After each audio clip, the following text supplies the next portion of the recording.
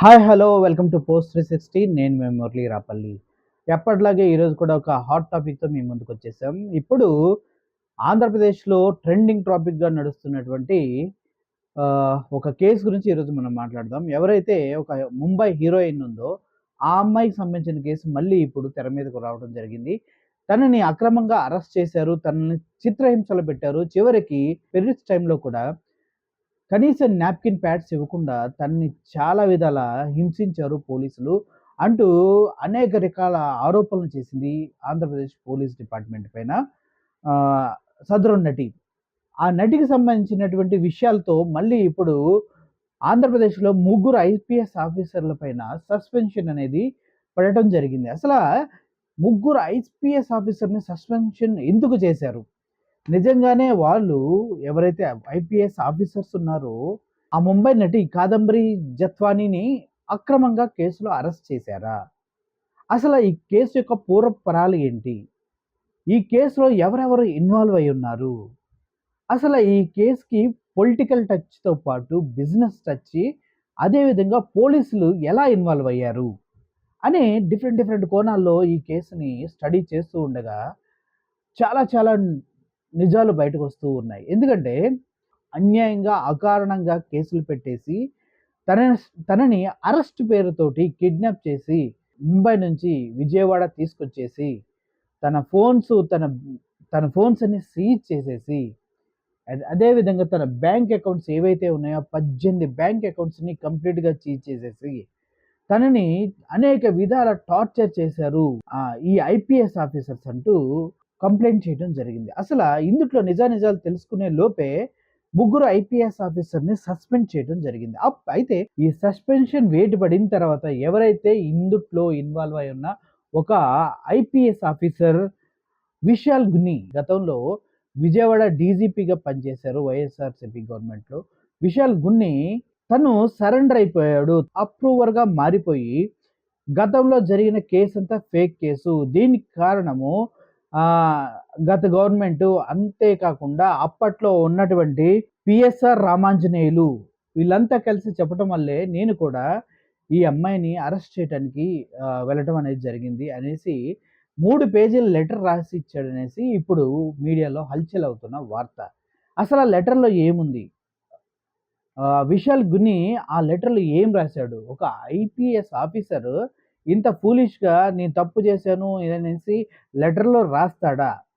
Scene reverse అవ్వడానికి ఇందుట్లో ఎంతవరకు పాసిబిలిటీస్ ఉన్నాయని మనం ఆలోచిస్తే ఇది హైలీ ఇంపాసిబుల్. ఎందుకంటే ఒక చిన్న కేస్ ఇది. ఎందుకంటే ఒక చిన్న కేస్‌లో ఐపీఎస్ ఆఫీసర్‌ని సస్పెండ్ చేయటంతో పాటు తను అప్రూవర్‌గా మారాడనేసి మీడియా ప్రొపగండా చేయడం అనేది 100% రాంగ్. ఎందుకంటే తను జరిగింది ఏంటో క్లియర్‌గా చెప్పుంటాడు. ఎక్కడి నుంచి అరెస్ట్ చేశారు? ఎలా ప్రాసెస్ జరిగింది? ఎక్కడికి వెళ్లారు? ఎవరు తినికి ఆ సబ్జెక్ట్ అని ఇవ్వడం జరిగింది? ఈ కేస్ డీటెయిల్స్ ఎవరిచ్చారు? ఎక్కడికెళ్లారు? ఎలా అరెస్ట్ చేశారు?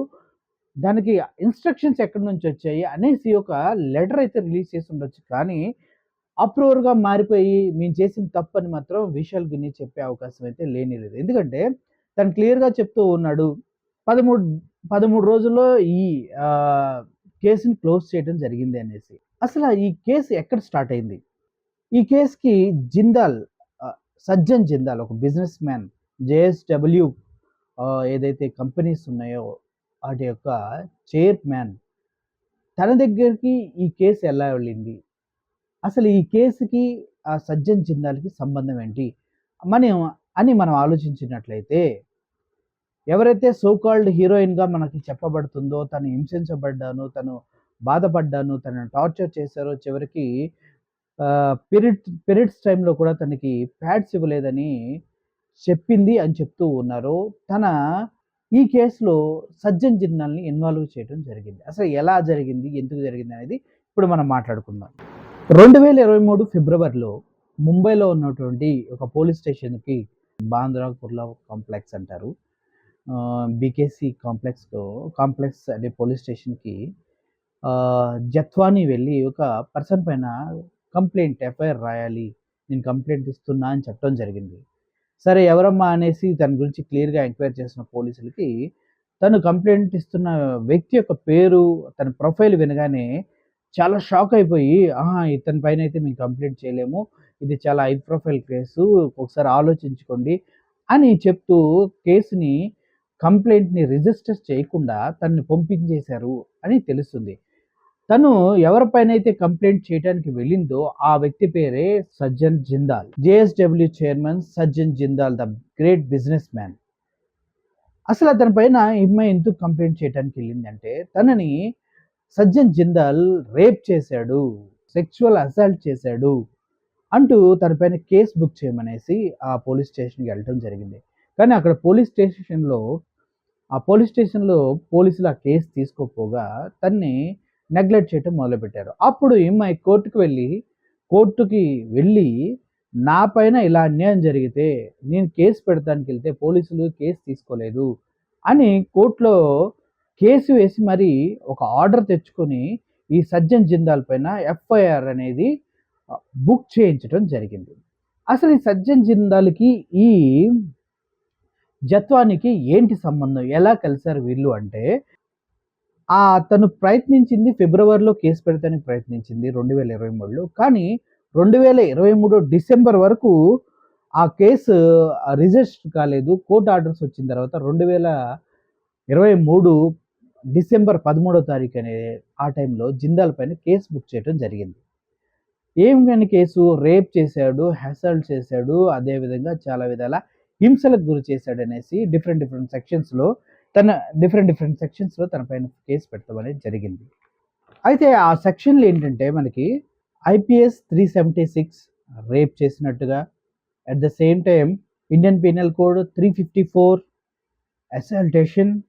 అసాల్ట్ చేసినట్టుగా, 506 క్రిమినల్ ఇంటిమేషన్ 506 ఈ 3 కేసులు సజ్జన్ జిందాల్ పైన ముంబై పోలీస్ స్టేషన్‌లో ఎఫ్ఐఆర్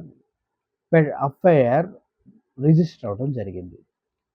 ఆ తర్వాత చాలా రోజుల వరకు ఈ కేసుని ఎవరు పట్టించుకోలేదు. ఈ మధ్యలోనే 2021లో దుబాయ్‌లో జరిగినటువంటి ఒక ఐపీఎల్ మ్యాచ్‌లో ఒక వీఐపీ వింగ్‌లో కూర్చున్నప్పుడు సజ్జన్ జిందాల్‌తో ఈ జత్వాని పరిచయం జరగడం జరిగిందని చెప్తూ ఉంది. ఆ తర్వాత మళ్ళీ వీళ్ళిద్దరూ సేమ్ జోధ్‌పూర్‌లో అటువంటి ఒక ఎంపీ కొడుకు మ్యారేజ్‌లో వీళ్ళిద్దరూ మళ్ళీ సెకండ్ టైమ్ కలిశారు. ఆ తర్వాత పర్సనల్‌గా కలుద్దామనేసి ముంబైలో కూడా 1, 2 టైమ్స్ కలిసినట్టు తెలుస్తుంది. అప్పుడే వీళ్ళు ఒకరి నంబర్స్ ఒకరు ఎక్స్‌చేంజ్ చేసుకోవడం అనేది జరిగింది అనేది తెలుస్తుంది. అలా ఎక్స్‌చేంజ్ చేసుకోవడానికి రీజన్ కూడా తన ఎఫ్ఐఆర్‌లో క్లియర్‌గా మెన్షన్ చేసింది.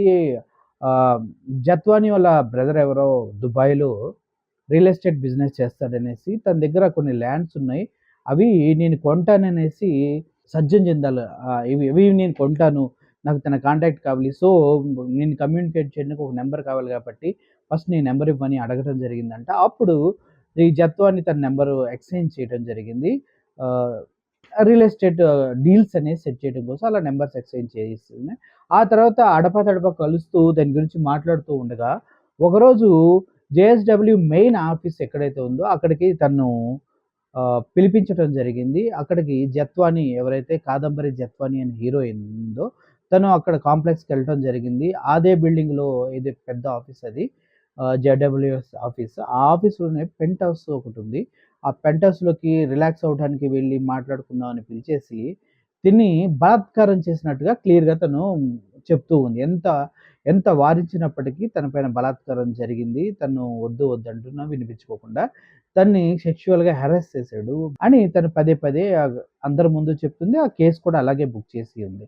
కానీ ఇక్కడ ఒక కొసమెరుపేంటంటే, ఈ బలాత్కారం జరిగింది. అప్పుడు తనని కిస్ చేశాడని, హగ్ చేసుకున్నాడని, తాకరాని చోట్ల తాకాడని, ఎంత వారించినా కూడా తను తన కోరిక తీర్చుకునే వరకు తనని వదలలేదని చెప్తూ ఉంది. బట్ తన పైన మానభంగం జరిగింది జాన్ 2022లో.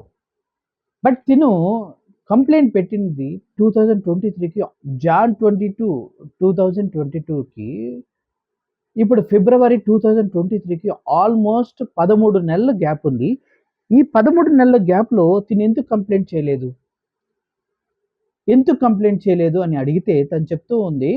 తనని కంప్లీట్‌గా అప్పుడు కూడా తనతో మాట్లాడుతూ ఉన్నాను. తనతో టచ్‌లో ఉన్నాను నేను.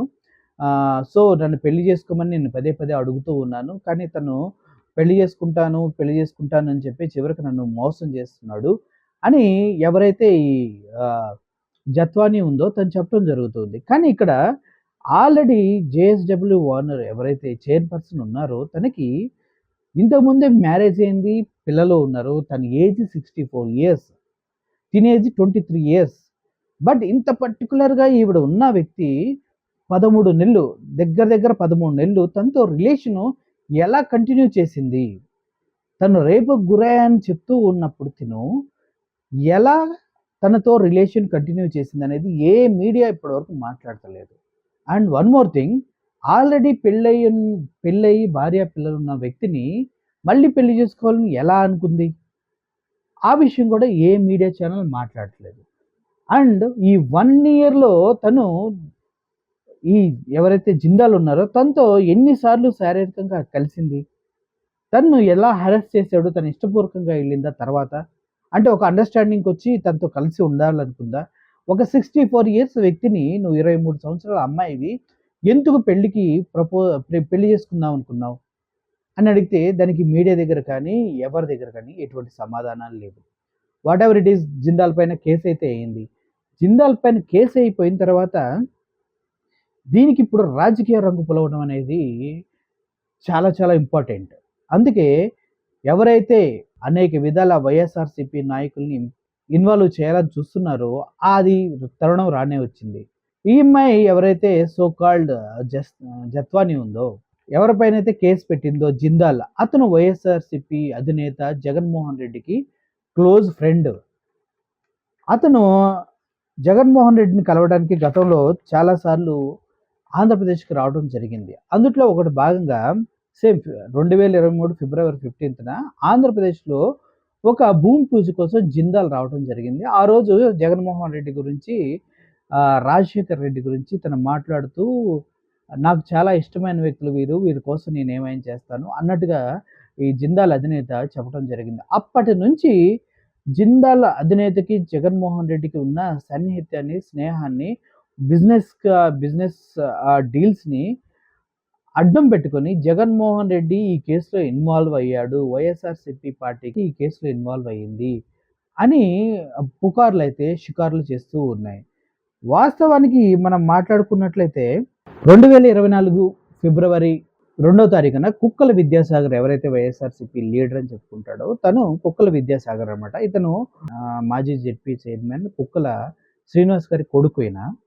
తిను ఈ జత్వాని పైన కేసు పెడతం జరిగింది. ఏమనేసి జగ్గయ్యపేటలో తినకు ఒక 5 ఎకరాల పొలం ఉంది. ఆ 5 ఎకరాల పొలంని ఎవరైతే జత్వాని అనే హీరోయిన్ ఉందో తను ఫోర్జరీ సర్టిఫికేట్లు క్రియేట్ చేసి అంటే రూ. 100 బాండ్ పేపర్ పైన ఎవరైతే కుక్కల విద్యాసాగర్ సంతకాన్ని ఫోర్జరీ చేసి ఆ డాక్యుమెంట్‌లో మ్యాటర్ ఏం రాసిందంటే ఆల్రెడీ ఒక 50,00,000 అడ్వాన్స్‌గా తను పే చేసినట్టు కుక్కల విద్యాసాగర్‌కి. బట్ ఆ పొలం తన సొంతమైనట్టుగా ఫోర్జరీ సర్టిఫికేట్స్ అనేది క్రియేట్ చేసింది. సో దట్ అటువంటి అమ్మాయిని అరెస్ట్ చేయాలి అంటూ కుక్కల విద్యాసాగర్ ఇబ్రహీంపట్నంలో ఉన్నటువంటి పోలీస్ స్టేషన్‌లో ఎన్టీఆర్ డిస్ట్రిక్ట్ ఇబ్రహీంపట్నంలో ఉన్నటువంటి పోలీస్ స్టేషన్‌లో కంప్లెయింట్ చేయడం జరిగింది. ఆ కంప్లెయింట్ ఇచ్చిన తర్వాత దానిపైన యాక్షన్ తీసుకోవడం జరిగింది. అయితే అప్పుడే ఈ విశాల్ గునియా ఎవరైతే విజయవాడ డీజీపీగా ఉన్నారో తన దగ్గరికి కేసు ఫార్వర్డ్ అవ్వటం జరిగింది. ఎలా తినని అప్పుడు ఇంటెలిజెన్స్ డీజీపీగా ఉన్నటువంటి పిఎస్ఆర్ రామాంజలు ఈ విశాల్ గునియాని అదేవిధంగా క్రాంతిరామ్ టాటాని ఇద్దరిని పిలిచి ఈ కేసు యొక్క పూర్వాపరాలు చెప్పడం జరిగింది. సో ఎట్టి పరిస్థితుల్లో అమ్మాయిని అరెస్ట్ చేయండి, ఈ కేసు త్వరగా క్లోజ్ అవ్వాలని చెప్పడం జరిగింది అనేసి చెప్తున్నా. అంటే కంప్లీట్‌గా ఈ విశాల్ గునియాకి ఆర్డర్స్ అనేసి అప్పుడు ఇంటెలిజెన్స్ డీజీపీ ఎవరైతే ఉన్నారో తన దగ్గర నుంచి ఈ విశాల్ గునియాకి రావడం జరిగింది. దానికి ఇమ్మీడియేట్ యాక్షన్ తీసుకోవడానికి విశాల్ గునియా తన టీముని తీసుకొని ముంబై వెళ్ళటం జరిగింది. ఆ టీంలో ఎవరెవరు ఉన్నారు? అప్పుడు విజయవాడ టాస్క్ ఫోర్స్‌లో ఉన్నటువంటి ఏడీజీపీ రమణమూర్తి, సిఐ శ్రీధర్, అదేవిధంగా ఏఎస్ఐ షరీఫ్ వీళ్ళంతా ఉన్నారు. వీళ్ళంతా కలిసి ముంబై వెళ్లారు. ఎలా? విజయవాడ నుంచి ఫ్లైట్‌లో హైదరాబాద్‌కి వచ్చారు. హైదరాబాద్ నుంచి కుక్కల విద్యాసాగర్ కూడా వీళ్ళతో జాయిన్ అయ్యారు. వీళ్ళంతా కలిసి ముంబై వెళ్ళి ముంబైలో ఉన్నటువంటి అమ్మాయిని అరెస్ట్ చేసుకొని ఆ అమ్మాయి ఫోన్ సీజ్ చేసేసి విజయవాడ తీసుకొచ్చేసి ఈ కేసులో బుక్ చేశారు అనేది అమ్మాయి చేస్తున్న అభియోగం. బట్ ఇక్కడ మనం పూర్వపరాలు క్లియర్‌గా పరిశీలించినప్పుడు, ఇందులో వాస్తవాలు మాత్రమే, పాసిబిలిటీస్ మాత్రమే మనం మాట్లాడుకుందాం. నిజానిజాలు మాత్రమే మాట్లాడుకుందాం. ఊహాగానాలకి మనం వెళ్ళొద్దు అనే ఒక ఉద్దేశంతోనే నేను మీతో మాట్లాడాలని ఆశపడుతున్నాను. ఇప్పుడు ఒక ఎస్పీ రేంజ్ క్యాండిడేట్ ఎటువంటి ఆధారం లేకుండా ముంబై ఎళ్లి, ముంబైలో ఉన్నటువంటి పోలీస్ డిపార్ట్‌మెంట్ వాళ్ళని అప్రోచ్ అయ్యి, తన దగ్గర ఉన్నటువంటి ఎటువంటి ప్రూఫ్స్ చూయించకుండా ఒక హీరోయిన్‌ని విజయవాడకి తీసుకురావడం కుదురుతుందా? అంటే without any intimation local bodies ఎవరైతే లోకల్ పోలీసులు ఉన్నారో వాళ్ళకి చెప్పకుండా జరిగిందా అంటే కాదు. ఇక్కడ నుంచి విశాల్ గునియా టీమ్ అక్కడికి వెళ్లారు ముంబై. ముంబై పోలీస్ స్టేషన్‌లో జరిగిన విషయం అంతా క్లియర్‌గా వాళ్ళకి ఎక్స్‌ప్లెయిన్ చేయడం జరిగింది. అప్పుడు లోకల్ పోలీసుల్ని తీసుకొని వెళ్ళి ఎవరైతే జత్వానీ ఉన్నారో వాళ్ళ ఇంటికి వెళ్ళడం జరిగింది. ఇంటికి వెళ్ళి తనని కస్టడీలోకి తీసుకోవడం జరిగింది. తీసుకున్న తర్వాత అక్కడ కోర్టులో సబ్మిట్ చేయడం జరిగింది. ఈ అమ్మాయి ఇటువంటి క్రైమ్‌కి పాల్పడింది కాబట్టి తినిని మేము తీసుకొని వెళ్తున్నాము.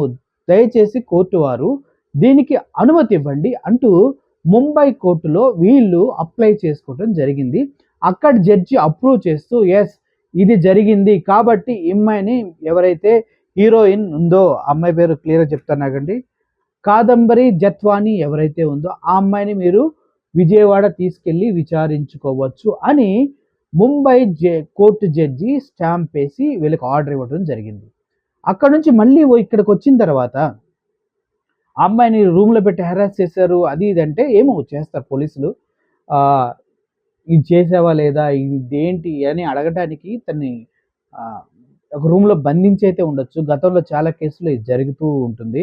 పోలీసులు ఎవిడెన్స్‌ని తీయటం కోసం ఇట్లాంటి పనులు పిచ్చి పనులు చేస్తూనే ఉంటారు. ఐపీఎస్ క్యాడర్‌లో ఉన్నటువంటి వీళ్ళకి అది చాలా చిన్న మ్యాటర్ కూడా. ఆ తర్వాత ఆ అమ్మాయిని బంధించి వాళ్ళ ఫ్యామిలీని తీసుకొచ్చి పోనీ వాళ్ళ ఫ్యామిలీ ఏమన్నా పిచ్చి ఫ్యామిలీ అంటే కాదు. అతను వాళ్ళ ఫాదర్ ఆర్మీలో పనిచేశారు మంచి పొజిషన్‌లో. వాళ్ళ మదర్ కూడా ఏదో మంచి బ్యాంక్ ఎంప్లాయీ ఉన్నారు. ఫైనాన్షియల్‌గా స్టెబిలిటీ ఉన్న ఫ్యామిలీ. వాళ్ళని కూడా అందరిని తీసుకొచ్చి ఒక 40 డేస్ రిమాండ్‌కి తరలించారు అంటారు. కానీ ఇక్కడ కూడా ట్విస్ట్ ఏంటంటే ఒక వ్యక్తిని రిమాండ్‌కి పంపించాలంటే దానికి పర్టిక్యులర్ ప్రాసెస్ ఉంటుంది. అంటే తనని తీసుకెళ్ళాలి. తను చేసిన తప్పుని జడ్జి గారి ముందు ప్రెజెంట్ చేయాలి. ఆ జడ్జి గారు దాన్ని చూసి వెంటనే తన్ని పంపించేయని చెప్పాలి. లేదంటే ఫర్దర్ ఇన్వెస్టిగేషన్ కోసం రిమాండ్‌లో ఉంచడం అయినా జరగాలి.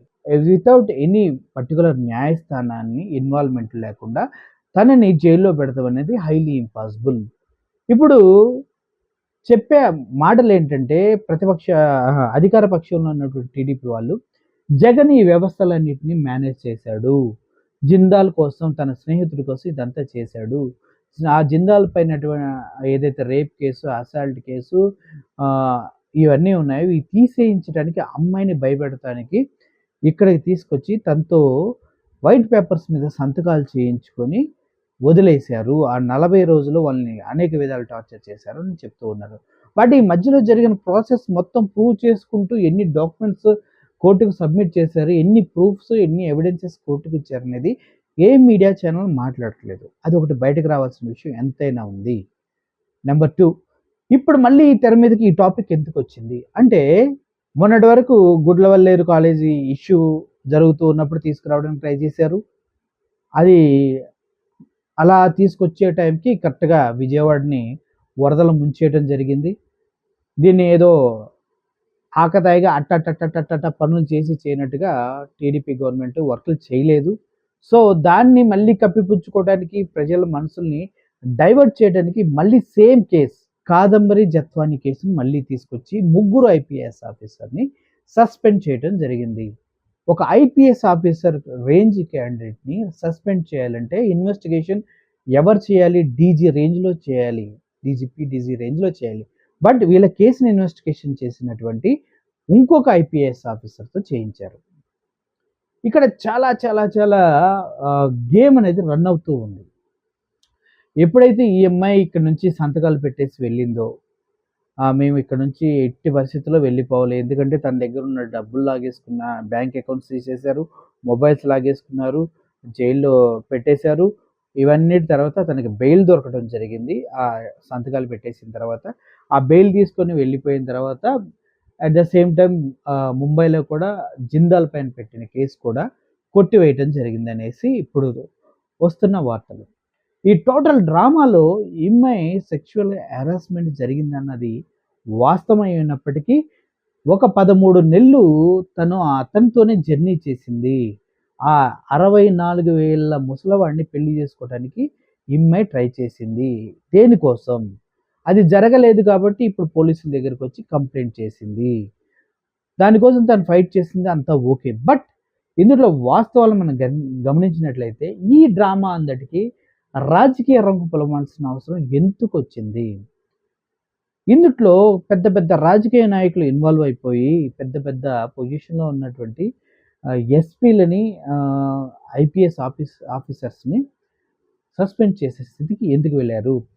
ఇప్పుడు గతంలో వైఎస్ఆర్‌సీపీ పార్టీకి సపోర్ట్ చేస్తూ ఎవరైతే ఎస్పీలు, డీజీపీలు, ఐజీలు ఉన్నారో వాళ్ళందరినీ సస్పెండ్ చేస్తూ ఆర్డర్స్ ఇస్తూ ఉన్నారు. నెక్స్ట్ మీ గవర్నమెంట్ పోయిందనుకో, నెక్స్ట్ వచ్చే ఐపీఎస్‌లో డీజీలందరిని వాళ్ళ గవర్నమెంట్ వాళ్ళు కూడా ఇలాగే చేస్తారా? టోటల్‌గా ఓవరాల్‌గా మనం ఈ స్టోరీ మొత్తం వింటే కట్టే, కొట్టే, తెచ్చే అంటే ఒక పెద్ద బిజినెస్ మ్యాను. ఒక అమ్మాయితో ఎఫ్ఐఆర్ ఉంది. ఆ అమ్మాయిని పెళ్లి చేసుకొనన్నాడు. సో, ఆ అమ్మాయి అతని పైన కేస్ పెట్టింది. ఆ కేసులో తను అరెస్ట్ అవుతాడు కాబట్టి ఆహ్, ఆంధ్రప్రదేశ్‌లో ఉన్నటువంటి తన స్నేహితుడైనటువంటి జగన్మోహన్ రెడ్డికి ఫోన్ చేసి చెప్పాడు. అతను తనకి ఎలాగైనా హెల్ప్ చేస్తానని చెప్పేసి ఆళ్ళ పార్టీ నాయకుడితో ఫేక్ కేస్ పెట్టించాడు. ఆ ఫేక్ కేస్‌ని పట్టుకొని ఒక ఐపీఎస్ రేంజ్ క్యాడర్ ఆఫీసర్లు ఆ అమ్మాయిని వెతుక్కుంటూ ముంబై వెళ్లారు. ముంబై పోలీసులకి ఆ అమ్మాయి చేసిన ఫ్రాడ్‌ని చూపించారు. ఆళ్ళు పోలీసులు కలిసి ఎళ్లి అమ్మాయిని అరెస్ట్ చేశారు. అక్కడ జడ్జి ఈమ్మాయిని అరెస్ట్ చేసి తీసుకెళ్ళొచ్చనేసి అప్రూవల్ ఇచ్చారు. అక్కడి నుంచి ఇక్కడికి తీసుకొచ్చిన తర్వాత తన పైన పెట్టిన కేసుల్ని జడ్జి గారి ముందు పెట్టి, జడ్జి గారు ఇక్కడ కూడా ఆ అమ్మాయిని 40 రోజులు జైల్‌లో పెట్టారు. ఆ తర్వాత ఆ అమ్మాయితో ఫేక్ డాక్యుమెంట్స్ పైన సంతకాలు పెట్టించుకొని అమ్మాయిని వదిలేశారు. ఆ హీరోయిన్ వెళ్ళగానే ముంబైలో ఎవరైతే జిందాల్ ఉన్నాడో తన పైన కేసు అనేది కంప్లీట్‌గా క్లోజ్ అయిపోయింది. సో, ఓవరాల్‌గా ఈ గేమ్ మొత్తం ఆడటానికి జిందాల్ పైన పెట్టిన కేసే కారణం అనేసి చెప్పడానికి ఇదంతా జరుగుతూ ఉంది. ఇందుట్లో వాస్తవాలు ఏమైనప్పటికీ ఒక అమ్మాయిని హెరాస్ చేయటం అనేది తప్పు. అది జిందాలైనా వాడెబ్బ బొంద ఎవడైనా కూడా. నంబర్ 2 ఒక చిన్న కేస్‌కి ఐపీఎస్ రేంజ్ ఆఫీసర్స్ ముంబై ఎళ్లి అరెస్ట్ చేసుకొని రావడం అనేది సినిమా రేంజ్‌లో నాకు కూడా అనిపించింది. నిజంగా చెప్పాలంటే అది ఎస్‌హెచ్‌ఓస్ ఎవరు సీఐలు, ఎస్ఐలు, ఎస్‌హెచ్‌ఓస్ ఈళ్ళ దగ్గర క్లోజ్ అయ్యే కేసు. దానికి ఒక ఐపీఎస్ క్యాడరు అదేమన్నా అడిషనల్ డీజీపీ సీఐలు, ఎస్ఐలు మళ్ళీ విద్యాసాగర్ అనే ఒక కుక్కల విద్యాసాగర్ అనే వ్యక్తి ఇంతమంది ఎళ్లి అమ్మాయిని ముంబై నుంచి ఎత్తుకురావడం ఇది ఒక డ్రామాలాగా నాకు అనిపించింది. అండ్ ఆ తర్వాత ఎప్పుడైతే ఈ అమ్మాయి సంతకాలు పెట్టిందో ఆ తర్వాత కేస్ అనేది కొట్టివేయటం జిందాల్ పైన అనేది అది కూడా ఒక స్కెచ్ లాగే అనిపిస్తుంది. ఏది ఏమైనప్పటికీ ఈ అమ్మాయి కూడా తనతో తను రేప్ చేశాడని నువ్వు చెప్పినప్పుడు, నువ్వు ఆ జిందాల్‌తోనే 13 నెలలు ఎందుకున్నావు? ఎందుకు మాట్లాడావు? ఎందుకు కలిసి తనతో ఉన్నావు? అప్పుడు కేస్ ఎందుకు పెట్టలేదు? అంటే నీకు కూడా ఏదో ఫేవర్ జరగాలని నువ్వు ఆలోచించావు. అది జరగలేదు కాబట్టి ఇటువంటి చర్యకి దిగజారావా? అనేది కూడా ఆలోచించవలసిన విషయం. ఇప్పుడు రాజకీయ కుట్రలో భాగంగానే ఈ అమ్మాయిని పదే పదే తెర మీదకు తీసుకొస్తున్నారా టీడీపీ గవర్నమెంట్ వాళ్ళు. ఒకసారి గుడ్లవెల్లేరు కాలేజీ గొడవల్లో ముందు తీసుకురావడానికి ట్రై చేశారు. విజయవాడ ఫ్లడ్స్ వచ్చినాయి. చాలామంది చనిపోయారు. చాలా అన్యాయం జరిగింది. చాలా బాధపడ్డాం. ఈ ఇష్యూని మాఫీ చేయడానికి తీసుకొస్తూ ఉన్నారు. ఇప్పుడు మళ్ళీ ఆ టాపిక్ అలా నడుస్తూ ఉందని తెలియగానే మళ్ళీ ముగ్గురు ఎస్పీలని సస్పెండ్ చేసి ఆ మెయిన్ వార్తల్ని అడుగుపెట్టేలాగా చేస్తూ ఉన్నారు. మళ్ళీ ఇప్పుడు ఎవరైతే ఈ గున్నీ ఉన్నాడో, విశాల్ గున్నీ ఉన్నాడో అతను అప్రూవర్‌గా మారిపోయాడనేసి ఇంకో హైప్ క్రియేట్ చేస్తూ ఉన్నారు. ఎటు చూసి జగన్మోహన్ రెడ్డి గవర్నమెంట్ వైపు చూపిస్తూనే ఉన్నారు. ఏది ఏమైనప్పటికీ ఈ కేసు అంత ఈజీగా ఎళ్ళిపోయే కేసు మాత్రం కాదు. ఇది కొన్ని సంవత్సరాలు కంటిన్యూ అయ్యే కేసు ఇది. ఎందుకంటే ఎస్పీల పైన సస్పెన్షన్ ఎత్తివేయాలంటే ఆ అమ్మాయి కేసు ప్రూవ్ అవ్వాలి ఒకటి. నెంబర్ 2 ఆ కేసు ప్రూవ్ అయినా ఆ కేసు కరెక్ట్ కాదని తెలిసినా వాళ్ళు మళ్ళీ జాబుల్లోకి వచ్చేస్తారు. ఎందుకంటే ఎస్పీల పైన ఏదైనా గవర్నమెంట్ ఆఫీసర్స్ పైన సస్పెన్స్ మినిమమ్ 4 మంత్స్ కన్నా ఎక్కువ ఉండదు. నిజంగా అంత పెద్ద తప్పు చేసి నిజంగా ప్రూవ్ అయితే ఒక 2 సంవత్సరాలు మాత్రం వరకు ఎక్స్‌టెన్షన్ చేయొచ్చు ఆ సస్పెన్షన్. బట్ ఈ ఎస్పీలు ఎవరైతే వైఎస్ఆర్‌సీపీ గవర్నమెంట్‌లో ఉండి జగన్మోహన్ రెడ్డికి వెన్నుదన్నుగా తోడుగా ఉన్నారో వాళ్ళందరూ టీడీపీ గవర్నమెంట్ ఉన్న ఇన్ని సంవత్సరాలు 5 సంవత్సరాలు వాళ్ళు బయటికి పదవుల్లోకి రాకుండా ఉండాలంటే గ్యారంటీగా ఈ కేసు అనేది ఒక 5 సంవత్సరాలు నడుస్తూనే ఉండాలి. 5 సంవత్సరాలు నడుస్తూనే ఉండాలి. 5 సంవత్సరాలు వీళ్ళు జాబుల్లోకి రాకుండా ఉండాలి. సో, దీని ఎనకాల చాలా గేమ్ నడుస్తూ ఉంటుంది. మీ అందరికి అర్థమయ్యేలాగా చెప్పడానికి నేను చాలా ట్రై చేస్తూ ఉన్నారు. అండ్ ఆ అమ్మాయి కస్టడీలో ఉన్నప్పుడు తనకి కావాల్సినటువంటి శానిటరీ ప్యాడ్స్ ఇవి ఇవ్వలేదని చెప్పడం కూడా అవాస్తవం.